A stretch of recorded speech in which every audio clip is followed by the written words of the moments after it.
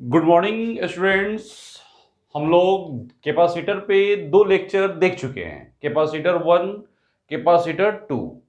Capacitor one में आपको ये बताया गया था कि कंडक्टर का कैपेसिटेंस क्या होता है, वहां से कैपेसिटर क्या होता है, कैपेसिटर का कॉन्सेप्ट क्या था। कैपेसिटर टू में आपको बताया गया था कि कैसे हम कैपेसिटेंस निकालेंगे। स्फेरिकल कैपेसिटर का कैपेसिटेंस निकाला गया था, पैरेलल प्लेट कैपेसिटर का निकाला गया था और सिलिंड्रिकल कैपेसिटर का निकाला गया था। अब हम थोड़ा सा प्रोसीड करेंगे और आगे चलेंगे कैपेसिटर पे, धीरे धीरे धीरे धीरे आगे उसके कॉन्सेप्ट को समझेंगे और धीरे धीरे उसके कॉन्सेप्ट को समझते हुए प्रॉब्लम को डील करेंगे। अब आप ये सोचो कि अगर किसी कैपेसिटर को किसी बैटरी से कनेक्ट कर दिया जाए तो क्या होता है? क्या बैटरी चार्ज सप्लाई करता है?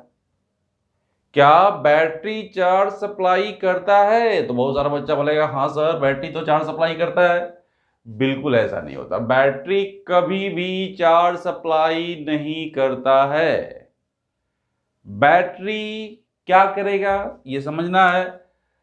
तो अभी जो टॉपिक है वह है कैपेसिटर कनेक्टेड विद और सेल। अगर हम किसी कैपेसिटर को बैटरी से कनेक्ट करते हैं तो क्या होगा? देखो, अगर हम किसी कैपेसिटर को बैटरी से कनेक्ट करेंगे तो यह समझने वाली बात है कि क्या बैटरी चार्ज सप्लाई करेगा? बिल्कुल ही बैटरी चार्ज सप्लाई नहीं करेगा। बैटरी जो होता है वह हैंड पंप की तरह होता है। जैसे मार्केट से गया, अरे आप गांव में सुने होंगे चापाकल। मान लो चापाकल को ग्राउंड में इंस्टॉल करना है और आपने मार्केट से चापाकल खरीदा, तो क्या मार्केट से खरीदते हैं तो वहां पे वो क्या पानी सप्लाई करता है? बिल्कुल नहीं। तो क्या करेगा? तो चापाकल को हम लाते हैं, ग्राउंड में इंस्टॉल करते हैं, वो नीचे से पानी लेगा और ऊपर पानी देता है, ये काम है।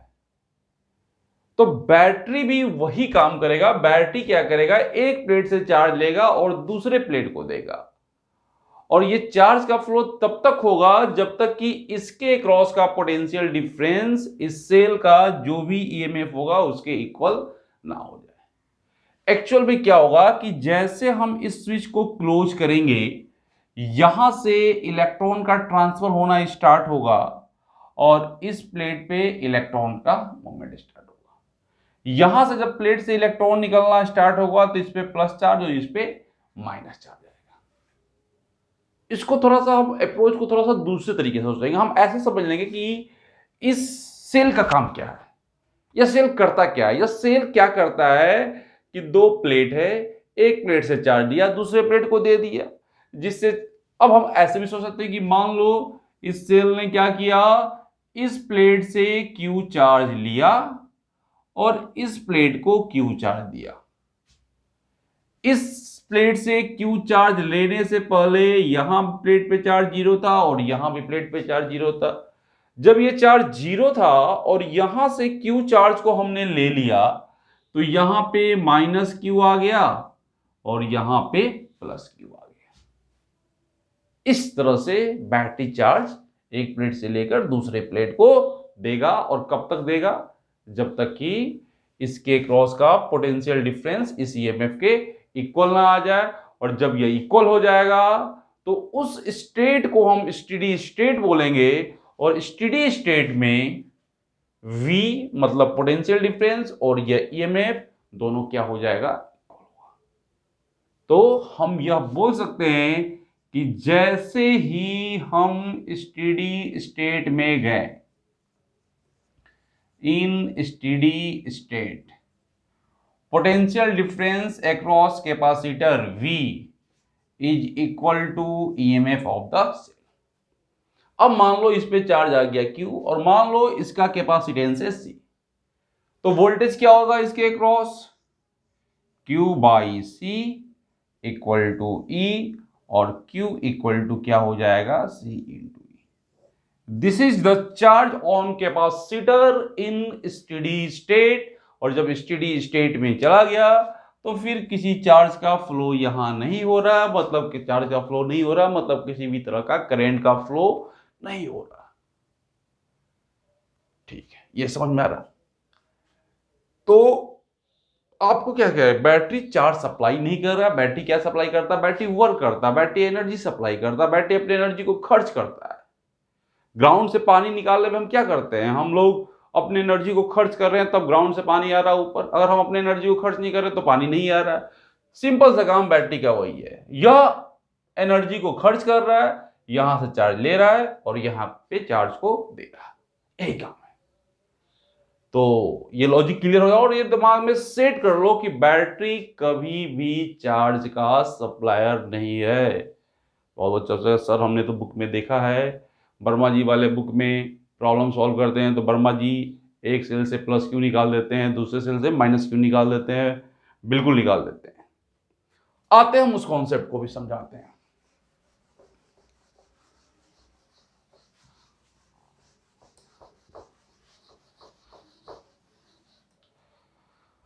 अब हम लोग वर्मा जी का विरोध तो कर नहीं सकते हैं, वर्मा जी बहुत पहुंचे हुए आदमी हैं। देखो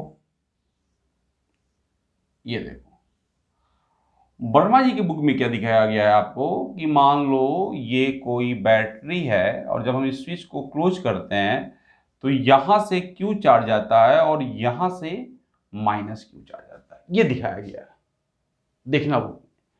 तो जब यहां से प्लस क्यू गया और यहां से माइनस क्यू गया तो नेट चार्ज बैटरी ने कितना सप्लाई किया? 0। मतलब बैटरी कोई चार्ज सप्लाई नहीं कर रहा है। तो ये भी सही है। अब इस तरह से भी प्रॉब्लम का अप्रोच ले सकते हो, प्रॉब्लम को इस तरीके से भी सॉल्व कर सकते हो, आपका गलत नहीं होगा। या आप एक प्लेट से लेकर दूसरे प्लेट को दे दो, या आप बैटरी से निकाल रहे हो तो यहां से माइनस क्यू दे दो, यहां से प्लस क्यू दे दो, दोनों एक ही बात है। दोनों से आप प्रॉब्लम करके सॉल्व करके देखो, कोई फर्क नहीं पड़ेगा, क्योंकि वहां भी बैटरी चार्ज सप्लाई नहीं कर रहा है और यहां भी बैटरी चार्ज सप्लाई नहीं कर रहा है। तो किसी भी तरह का कंफ्यूजन नहीं होना चाहिए। ये बात बिल्कुल समझ में आ गया होगा। अब हम चलते हैं कि सीरीज कॉम्बिनेशन क्या होता है, पैरेलल कॉम्बिनेशन क्या होता है, उसका इक्विवेलेंट क्या होता है, ये सारा चीज हम लोग यहां पे देखेंगे। तो देखो सब कुछ आसानी होता है फिजिक्स में, ऐसे बस समझो ढंग से और विजुलाइज करना स्टार्ट करो। हम लोग देख लिए सीरीज कॉम्बिनेशन, सीरीज कॉम्बिनेशन इस तरह से कैपेसिटर लगा हुआ है, एक कैपेसिटर, उसके बाद एक कैपेसिटर, उसके बाद एक कैपेसिटर, इस तरह से कैपेसिटर लगा हुआ रहेगा। तो ऐसे कॉम्बिनेशन को हम सीरीज कॉम्बिनेशन कहेंगे, ठीक है। तो सीरीज कॉम्बिनेशन में कुछ कुछ पॉइंट आएगा जो आपको समझना होगा कि क्या होगा। तो इस तरह का कॉम्बिनेशन होगा तो ऐसे कॉम्बिनेशन को हम सीरीज कॉम्बिनेशन कहते हैं। अब आता है कि इसका इक्विवेलेंट क्या होता है। तो जब भी किसी भी सर्किट का इक्विवेलेंट निकालना होता है तो आपको यह मतलब है कि जितना भी उस सर्किट में कैपेसिटर लगा हुआ है उसके जगह एक सिंगल कैपेसिटर देना। किस तरीके से देना? जैसे मान लो कि ये दो कैपेसिटर है और ये दो कैपेसिटर सीरीज में लगा हुआ है और इसको कनेक्ट कर रहे हैं हम एक बैटरी से जिसका EMF मान लो V दिया हुआ है। ये स्विच है, ये है C1 और ये है C2। अगर हम इससे कनेक्ट कर रहे हैं तो जब इससे कनेक्ट करेंगे तो ये क्या करेगा? इस प्लेट से चार्ज लेगा और इस प्लेट को देगा। मान लो इस प्लेट से Q चार्ज दिया, ऐसा समझना है। तो इससे Q देके इसको दिया तो इस पे माइनस Q आ गया और इस पे प्लस Q आ गया। बात समझो, यहां माइनस Q है और यहां प्लस Q आ गया। पहले यहां 0 था, यहां भी 0 था, लेकिन अब यहां माइनस Q आ गया और यहां प्लस Q आ गया। अब ये माइनस चार्ज जो होगा यहां के फ्री इलेक्ट्रॉन्स को क्या करेगा? रिपेल करेगा। यहां निगेटिव चार्ज है तो निगेटिव चार्ज को निगेटिव चार्ज क्या करेगा? रिपेल करेगा। तो यहां से फ्री इलेक्ट्रॉन जो है इधर मूव करना स्टार्ट होगा और यहां से फ्री इलेक्ट्रॉन जब इधर मूव करना स्टार्ट होगा तो यहां पे माइनस आना स्टार्ट होगा और इस वाले प्लेट पे प्लस आना स्टार्ट होगा, क्योंकि जहां से इलेक्ट्रॉन निकलेगा वहां प्लस आ जाएगा और जहां पे इलेक्ट्रॉन जाएगा वहां माइनस आ जाएगा। और हम लोग गॉस थ्योरम से ये देख चुके हैं कि पैरेलल प्लेट कैपेसिटर में अगर यहां पे प्लस क्यू चार्ज है तो सामने वाले फेस पे उतना ही अमाउंट का निगेटिव चार्ज, यानी प्लस क्यू है तो यहां जो आया होगा वो माइनस क्यू आया होगा, और यहां माइनस क्यू है तो यहां जो आया होगा प्लस क्यू आएगा, यानी यहां का भी चार्ज क्यू है और इस कैपेसिटर का भी चार्ज क्यू है। एक पे प्लस है और एक पे माइनस है। कंफ्यूजन दूर हुआ? मतलब सीरीज में एक कॉन्सेप्ट आया क्या कि चार्ज जो है on each capacitor is same. Charge जो होगा वो हर कैपेसिटर पे सेम होगा अगर स्टार्टिंग में कोई चार्ज नहीं था। 3 हो, 10 हो, 20 हो, 50 हो, 100 हो, कितना भी कैपेसिटर लगा होगा सबका चार्ज क्या होगा? सेम होगा। अब यहां पे प्लस और माइनस क्यों आ गया? तो इसको भी समझ लो, ये जो सिस्टम है ये आइसोलेटेड सिस्टम, इसको हम अलग से बना के दिखाते हैं। ये देखो, ये प्लेट है, ये वायर है, ये प्लेट है। यहां पे क्या हुआ था कि ये वाला यहां से इलेक्ट्रॉन को रिपेल कर रहा था, तो मतलब यहां पे चार्ज जीरो था और यहां पे भी चार्ज जीरो था। जब इलेक्ट्रॉन का मूवमेंट यहां पे स्टार्ट हुआ होगा और जब इलेक्ट्रॉन यहां पे आके पाइलअप होगा तो जितना अमाउंट में माइनस चार्ज यहां आ रहा होगा उतना ही अमाउंट में प्लस चार्ज यहां आ रहा होगा। और जब स्टेडी स्टेट में आ गया तो यहां भी माइनस और यहां प्लस आ गया। उसके बाद क्या हो गया कि स्टेडी स्टेट में आएगा तो फिर यहां से चार्ज का ट्रांसफर बंद हो जाएगा। जब यहां से चार्ज का ट्रांसफर बंद हो गया तो मतलब कोई करंट नहीं है, मतलब यहां पे इलेक्ट्रिक फील्ड क्या हो जाएगा? जीरो। यहां इलेक्ट्रिक फील्ड जीरो होगा स्टेडी स्टेट में। अगर इलेक्ट्रिक फील्ड जीरो नहीं होगा तो चार्ज फ्लो करेगा। चार्ज फ्लो नहीं कर रहा है, करंट नहीं है, मतलब इलेक्ट्रिक फील्ड जीरो है। तो इलेक्ट्रिक फील्ड जीरो है तो इसका मतलब है कि इस प्लेट के आउटर पार्ट पे या इस प्लेट के आउटर पार्ट पे चार्ज नहीं होना चाहिए। तो जो भी चार्ज है वो कहां चला गया? कैपेसिटर के इनर फेस पे चला गया। ये बात भी समझ में आ गया होगा। अब ये समझ में आ गया कि चार्ज जो हो गया वो सेम हो गया। इक्विवेलेंट का मतलब क्या होगा? What is the equivalent capacitance of A given system? तो इस सिस्टम का इक्विवेलेंट कैपेसिटेंस एक कैपेसिटर का कैपेसिटेंस होगा, और वह किस तरीके का होगा वो भी समझ लो। इसके जगह हम एक सिंगल कैपेसिटर लें C, और इस कैपेसिटर को हम इसी बैटरी से कनेक्ट करें जिसका वोल्टेज V है, और जब हम इसको कनेक्ट करें और यहां से भी Q चार्ज पास करें, जब ये दोनों चार्ज सेम हो जाए तो यह जो कैपेसिटेंस होगा इस सिस्टम का इक्विवेलेंट कैपेसिटेंस होगा। तो इक्विवेलेंट कैपेसिटेंस कभी कभी आप सर्किट में निकालेंगे तो यहां से भी निकालेंगे, C equal to Q by, यही तो इक्विवेलेंट है। ये Q इस पे जाएगा तो इस पे प्लस और इस पे माइनस, ये Q चार्ज और इस C का वैल्यू क्या हो जाएगा? Q by V। तो ये ध्यान रखना कि जब भी किसी दो पॉइंट के क्रॉस इक्विवेलेंट प्रॉब्लम में भी हम निकालेंगे तो हम इस तरीके से निकालेंगे कि उस पॉइंट के क्रॉस एक बैटरी लगाएंगे और उस बैटरी से पास होने वाला चार्ज अगर Q है तो Q और V का जो रेशियो होगा वही क्या हो गया? इक्विवेलेंट हो गया। बात समझ में आ गया? तो यह वाला इसका इक्विवेलेंट होगा। अब यह जो वोल्टेज है V, यह वोल्टेज इसमें डिवाइड होगा और इसमें डिवाइड होगा। यहां से यहां तक का वोल्टेज पोटेंशियल सेम होगा। देखो, क्योंकि ये अब इलेक्ट्रिक फील्ड यहां पे जीरो हो गया, मतलब ये पॉइंट और ये पॉइंट का पोटेंशियल क्या हो गया? सेम हो गया।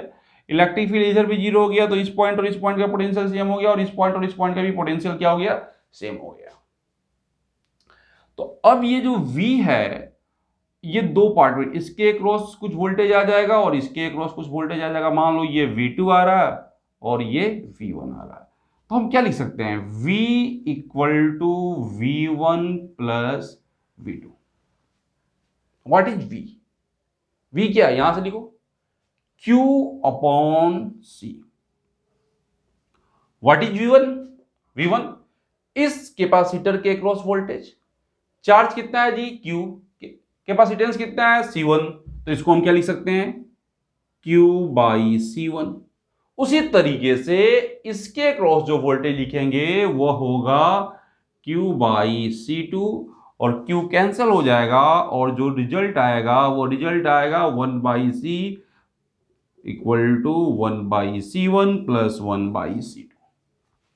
तो ये इक्विवेलेंट कैपेसिटेंस हो गया सीरीज का।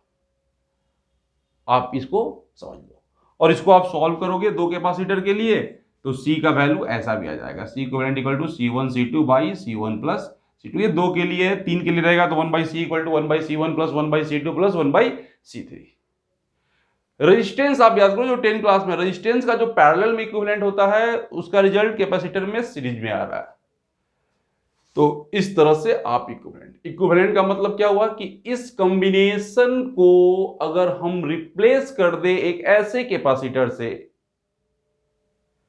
जो बैटरी से उतना ही चार्ज सप्लाई कराया जो कि यह करा रहा था, बैटरी दोनों में हमने सेम ही रखा, तब ये कैपेसिटर का जो कैपेसिटेंस होगा इस सिस्टम का इक्विवेलेंट कैपेसिटेंस होगा। किसी भी सर्किट का इक्विवेलेंट कैपेसिटेंस कैसे निकालना है, उस सर्किट को हम एक सिंगल कैपेसिटर से रिप्लेस करेंगे और उस सर्किट में वही सेल या बैटरी लगाएंगे जो पहले वाले सर्किट में लगा था और उसमें अगर वही चार्ज पास कर रहा है जो इसमें भी चार्ज पास कर रहा है तो ये इसका इक्विवेलेंट हो जाएगा। बात क्लियर है? अब ये तो ठीक है, चार्ज तो सेम आ रहा है लेकिन पोटेंशियल जो है वो डिस्ट्रीब्यूट हो रहा है। यहां पोटेंशियल अलग है, यहां पोटेंशियल अलग है, यहां V1 है और यहां V2 है। तो अभी हमने जो निकाला था C इक्विवेलेंट जो आया था वो क्या आया था, C1 C2 by C1 plus C2। अब ये कोई बोले कि बैटरी से कितना चार्ज पास कर रहा है, तो बैटरी से जो चार्ज पास कर रहा है ये C इक्विवेलेंट कौन सा C इक्विवेलेंट था, ये तो था C इक्विवेलेंट, ये इसका ये वैल्यू है और ये बैटरी से लगा हुआ है V और ये चार्ज Q पास कर रहा था जो इस पे आ रहा था प्लस और इस पे आ रहा था माइनस। तो ये जो Q होगा ये किसके इक्वल होगा, C इक्विवेलेंट इंटू V, क्योंकि ये वोल्टेज तब इसके क्रॉस आ गया। तो Q का जो वैल्यू होगा वो C इक्विवेलेंट इंटू V यानी C1 C2 by C1 plus C2 into V हो जाएगा। इसको समझ लो।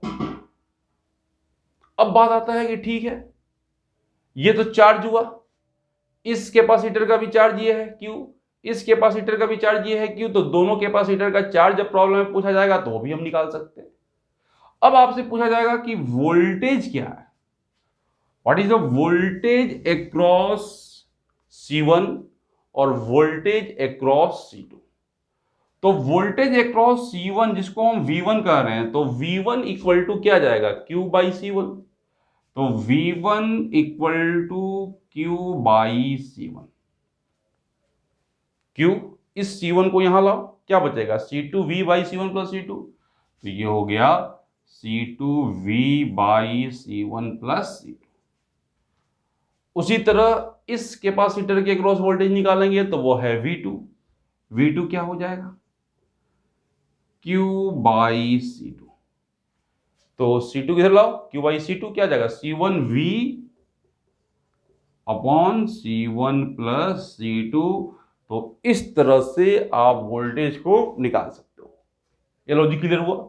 ये सीरीज कॉम्बिनेशन में आपका सब कुछ आ गया, चार्ज है तो चार्ज दोनों पे सेम होगा, उस सेम चार्ज का वैल्यू यहां पे निकाला हुआ है, इसके अक्रॉस जो वोल्टेज है V1 वो यहां पे दिया हुआ है, इसके अक्रॉस जो वोल्टेज है V2 वो यहां पे दिया हुआ है। और ये कैसे निकाला गया है ये ज्यादा इंपॉर्टेंट है, इसको समझना है ताकि प्रॉब्लम पूछे किसी भी तरह से मिक्स करके तो आप तरीका निकालो।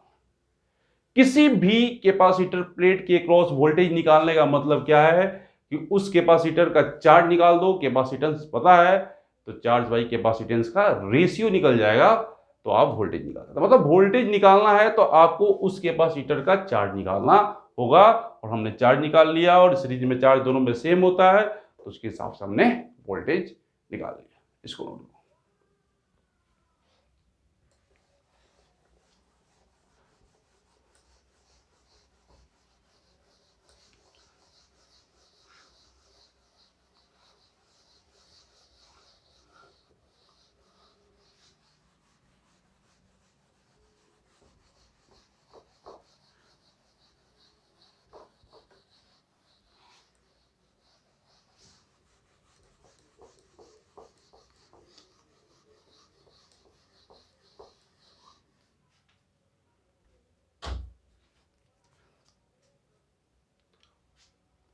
अब आ जाओ कैपेसिटर्स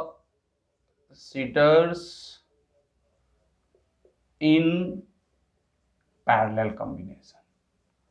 पैरेलल कॉम्बिनेशन क्या है भैया? ये और ये दो कैपेसिटर है और इसका पैरेलल कॉम्बिनेशन में सेट करना है, 2 रहे, 3 रहे, 4 रहे। क्या होता है पैरेलल कॉम्बिनेशन में?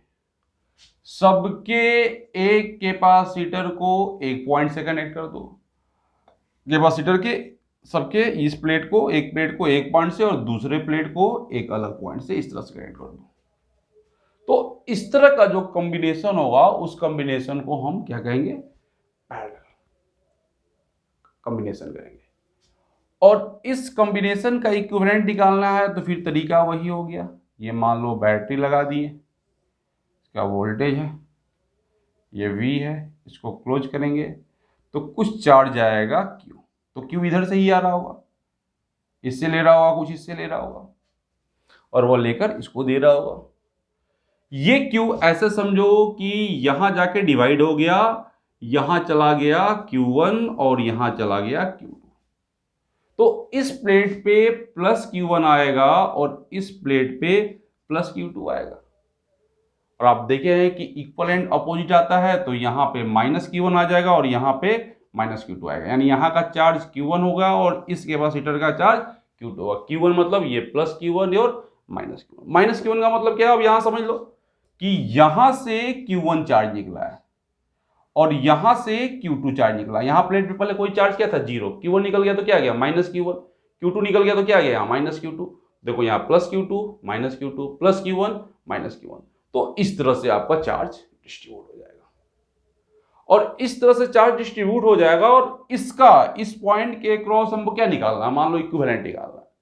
तो इस पॉइंट के क्रॉस इक्विवेलेंट निकालना है तो एक सिंगल कैपेसिटर C लेंगे और इस C को हम इसी बैटरी V से कनेक्ट करेंगे और ये चार्ज अगर सेम हो गया तो ये वाला जो कैपेसिटेंस होगा इस सिस्टम का क्या होगा? Equivalent capacitance. और यहां पे ये Q चार्ज आएगा, इस पे प्लस और इस पे माइनस, और यह जो C हो गया जिसको हम C इक्विवेलेंट बोल रहे हैं वो किसके इक्वल हो जाएगा? Q बाई V के इक्वल हो जाएगा। सिंपल सा लॉजिक। तो आपको यही निकालना है, Q बाई V। अब आप ये देखो, ये जो Q गया इस पे डिवाइड हो गया Q1 और इस पे डिवाइड हो गया Q2, सब फाइनली अपना स्टेडी स्टेट पे पहुंच चुका हुआ है। अब इस पॉइंट का जो पोटेंशियल है, अब इधर तो सब में इलेक्ट्रिक फील्ड 0 होगा, इस पॉइंट का पोटेंशियल और इस पॉइंट का पोटेंशियल और इस पॉइंट का पोटेंशियल क्या होगा? सेम होगा।